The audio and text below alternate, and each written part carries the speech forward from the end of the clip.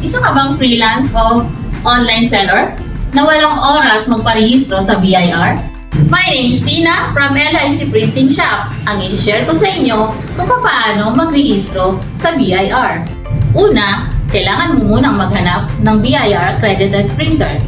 At kapag nakahanap ka na, ito ang mga dokumento na kailangan mong ipasa sa kanila. Actually, halos parehas lang naman ang dokumento na kailangan mong ipasa sa BIR.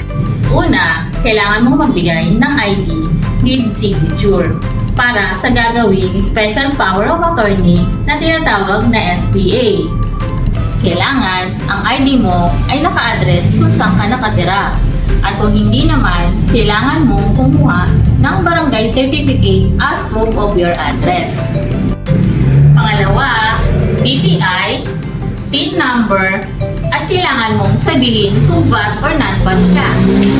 Pangatlo, 1901 form, sample layout na magiging resibo mo, at ito ay manggagaling sa BIR accredited printer na nahanap mo.